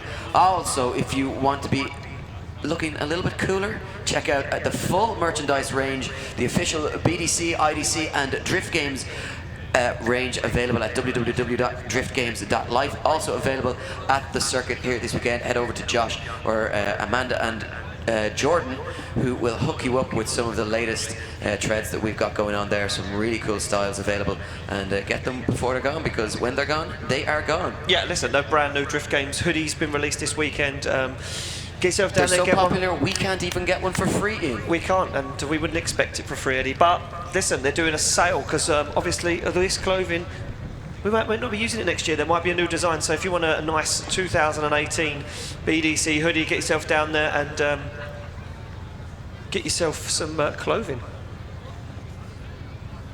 As we see Kevin Quinn getting himself removed off circuit. And Kevin Quinn, like you say, Eddie, progresses through, and he will be in a position where he will automatically qualify into top 16. So not such a nervous time for him. They do have to get that car fixed nevertheless, but he has got plenty of time on his hands. Yeah, exactly. Look, he's sitting in 3rd position in qualifying, so that means an automatic top 16 spot, which again gives him that whole. We'll have a break after qualifying, then we'll have our top 24, then we'll have the top 16 intro, and depending on where he ends up in the order, he certainly won't be the first battle, so that will give him a little bit extra time as well. We turn our attentions to Matt Stevenson, who sits on the line in that borrowed car. Yes, currently sitting with a 60. Work to be done for Matt Stevenson. Ricky Lawrence currently sitting in 24th place in the drop zone. We just await for Kevin Quinn's car to just go through the on-ramp and make it safely off the circuit, and then we will be ready to release Matt Stevenson. Like you say, the boss man at Slide Motorsport from Aqua, representing DKM Slide Motorsport Tri-X Tyres, Super Pro and Ramer in this borrowed car from Pro-Am driver Paul Cunnington. 1JZ powered S14, and Paul Cunnington doing the good deed of the day and handing over the keys to his race car to Matt Stevenson, saying, here you go buddy, get out there and do what you do. And look at this, Stevenson much more committed this time and feeling much more confident in his borrowed car. Stands on the accelerator now, fulfills outer zone 6 and 7 and takes it over the line. A much more competent run there from Matt Stevenson. Yeah, look, Ian, I think we said it really at the end of the first run that the more seat time that he got in that car, the more comfortable he was starting to look, and even towards the end of the first run, it looked like he was hooking up with it a little bit better. Now that second run, score about to come through from the judges, a 74.7, enough for 18th position, and good job from Matt Stevenson, the boss at Slide Motorsport, producing it when it matters. We turn our attention to the start line, where Aramis Vasquez gets set to set his attack on the circuit, a 69.7 on the first run, looking to improve on that. 7th in the championship currently, and would like nothing more than to bump himself up the order and get himself right in contention for one of those top 3 positions as we go to the final round in a few weeks' time. Yeah, look at this, Eddie. This is unbelievable so far from Vasquez. He fires that car into outer zone 4, sorry. Now looks for 5, stands on the accelerator, starts to make some big clouds as Vasquez gets into 6. Nice and deep into 7. Almost over-rotates, but keeps in it as Vasquez holds it together. What a run. How hard was Vasquez pushing there, Ian, and just manages to keep that one alive. Almost lost it at the final hurdle. But certainly a big error from him as he comes through the final section of the circuit, and that could hurt his score quite heavily. 69 on the first run. What will the judges deem him worthy of on the second one? We await them to enter their scores into the system. Having a little bit of chat about this. I'm going to put it out there. That's a golden buzzer moment for me right there. Aramis Vasquez left nothing to play for. He hung it all out there. He initiated, got on the throttle nice and early, and then started making clouds straight away. He was on throttle consistently, nearly 90% of the circuit. Only one time he over-rotated almost was when he came into clipping point 7. He dialed on a lot of lock. He knew he was going onto the grass, so he dialed on the angle and saved himself, but kind of messed up the end of the run as he come through the finish line. That's going to be should be a good score in my books. An 82.3, it certainly is. Jumps Aramis Vasquez into 8th position in qualifying, and Vasquez, listen, pulled it out of the bag when it had to. Yeah, and at the moment, Ian securing a top 16 spot automatically. So Richard Greenrod gets set to lead the line, as we mentioned, in the borrowed car from Tessa Whittock, who kindly just handed over the keys and said, you know what, your own car is not working, Richard. Have a go of mine and see what you can do. Managed a 75.3 on his first attempt, and it was the first time ever stepping foot inside this car. And right now, Richard Greenrod gets set to try and improve on that as he dials up big angle and gets it wrong. Yeah. Gets it all wrong, Ian, going into that tight and tricky section of the circuit. Yeah, but Greenrod really had to put it all out there. He scored a 75.3 on his first qualifying run. Will that be the score that takes him through into top 24 competition? And it certainly will be, as he scores a 0 on the second. An incomplete run or a loss of drift will be a 0, whether a straightening or a drive. This is a drift championship, not a grip racing one. There you go, yeah, the clue is in the name. Certainly is. Matt Carter sits on the line with an 88 on his first qualifying run. Listen, I know this guy from old. When he scores a good first run, he lets it hang on the second. Matt Carter's going to leave nothing out there for this second run as he gets on the throttle nice and early. The Jap Speed Max's driver breaks his car. What is going on, Eddie? Yeah, look, I think, you know, a lot of these cars set up for wet track conditions, and maybe misjudging or miscalculating the grip that's out on track, and having the wrong setup causing problems going into that first corner. I'm not so sure. Perhaps some other problems with that car. So just trying to get word from our track marshal, Toby, as you can see him down there, trying to find out what exactly is up with that car. We make it official. Matt Carter scores a 0 on his second qualifying run. Sits in second so far, but still a few more guys to go who could potentially knock him down the order. Matt Carter out, looking under the back of the car. Drive shaft, diff, could be any of those. Yeah, it looks like one of those problems. Who knows? No one knows. Just shrugging the shoulders. Shrugging shoulders, hands been thrown up in the air, saying, not so sure. So Matt Carter under the back of the car, talking to our marshal. Can we find out exactly what's up with the car? I'm going to potentially go with a drive shaft issue, Eddie. Yeah. Prop shaft. Wow, that's much more detrimental. Now, listen. Matt Carter has left the line. He's leaning on the car. I don't know if that's fixable. I'm going to say no.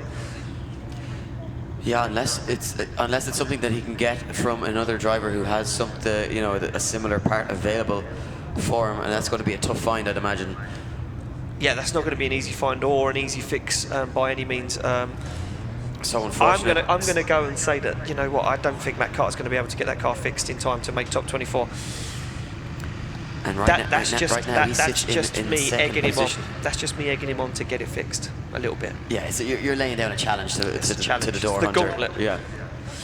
So Matt Carter awaits recovery. We're going to have to try and drag that car up onto our recovery truck. As you can see, it make its way onto circuit. Like we say, tickets on sale now for the final round of the British Drift Championship at Rockingham Motor Speedway in just over a month's time. And Matt Carter throws his arms in the air. Yeah, and it looks as though running over to him is none other than Nathan Black, but now he's turned around and he's run away. So looked as though we were going to get an interview with Matt Carter, but that may not happen. So, obviously, a big thank you to all our sponsors here at the British Drift Championship: AM Details, VP Racing Fuels, Link Engine Management, Samco Sport, Brian James Trailers, Cosmos Racing Wheels, Simpson Racing Products, Cestino Tires UK, Monster Energy, Jap Speed, MTech Brakes, Funk Motorsport, JDM Distro, and Nathan Black, I do believe, is down in the pits. Nathan, you're down with Matt Carter. You got to turn your mic on, Don't forget to turn it on, mate. Sorry, I was running over like that. I was like Forrest Gump at the Sheffield edition. Matt Carter, what's going on? You broke down, not mentally. Well, not today anyway, but with the car, what's happening? After this year, I think we're going to be mental soon. But yeah, we've just smashed the prop. The what? Prop shaft straight out the front of the gearbox. Does that mean the car don't work? Yeah, that means the car don't work. You've got to speak to me a bit more, you know, so I can get it. I'm learning. I'm not there yet, chap. So is it fixable, or is it game? What's going? I mean, is this it? Hopefully not. We're going to get it up, get it off, check it, see what we can do. If someone's got a spare, maybe, or we can repair it. So wasting your time talking to me is not going to help you get back on the track. Well, I wish you all the best of luck. We'll see you back out there, champ. All right, give me some. Yeah! All right, here we go. There we go. Matt Carter's car is fixable, apparently. So Matt Carter and the crew down there, and listen, I know they've got a very good team down there, and I know the Driftworks guys will be trying to do everything they can as well. Matt Carter not having a break this weekend, not having a break at all. Yeah, the Driftworks team will be opening up Jap Speed. They're good friends. They're not rivals. They're not enemies in any way. Exactly. Yeah. Look, you know, people. Some of our backroom team think they know more about this than us. Yeah. What do they know? Getting what do in they our know? headsets, telling us, "Oh, Yeah. You just press the buttons down there and that's how. Yeah. Don't forget, like we say, your day job, Keen. tickets on sale now for the invasion of the final round at Rockingham Motor Speedway in just over a month's time. Eddie, listen, it could be potentially, for the moment we know it is the final ever competitive round that will be held at Rockingham Motor Speedway, and what a way to send it off to have the best round we could ever. So listen, if you guys are thinking maybe I should go, don't miss out. There should never be a maybe. You should always just want to be there. And I think, you know what, we've got a good crowd here this weekend, and they're still coming through the gates. But we want to see the biggest crowd that we have ever seen at a British Drift Championship event. We want that place packed. We want people 10 deep at the railings. We want the grandstand sold out. It is already very close to being sold out. But why not come and support your drivers? The championships are going to be decided. Will the championship stay in England? Will it go to Northern Ireland? Who knows? And look, you just got to come down. You got to be part of it. And as you say, look, that could be the last ever competitive event that we ever see in Rockingham. So why not come and support the track, support the drivers? Yeah, I mean, listen, you don't want to miss it because we could potentially never go back there ever again, and you don't want to be one of those guys that says, oh, I wish I would have gone. Yeah, and look, don't be one of these people that says, oh, it's such a shame to see all these tracks closing down. The reason why these tracks closing down is because they need people coming through the doors supporting motorsport in this country, all across Europe. It's the same problem. If you don't come and you stay home and watch it online, you're not helping the sport in any way. Essentially, you're robbing the sport of everything. And if you continue to do that, the sport's just going to die, and there will be no more motorsport for you to watch. Exactly. Not only that, Eddie, but just think, if you come to the final round at Rockingham Motor Speedway, you get to meet Nathan Black. And you can hurl abuse at him. No, he's a nice guy. You give him a handshake and you get he loves a selfie. You can get a selfie with Nathan Black. He loves that. He does love a good selfie. He does love a good selfie. So Matt Carter's car is up on the lorry, and we will resume with qualifying in a minute. As you can see, Nathan Black getting very much involved down there already. He knows what he's doing now. Yeah, I mean, look, he started his apprenticeship this morning, and he's got 4 years to learn about cars as much as he can, and that long? Yep, it's going to take him that long.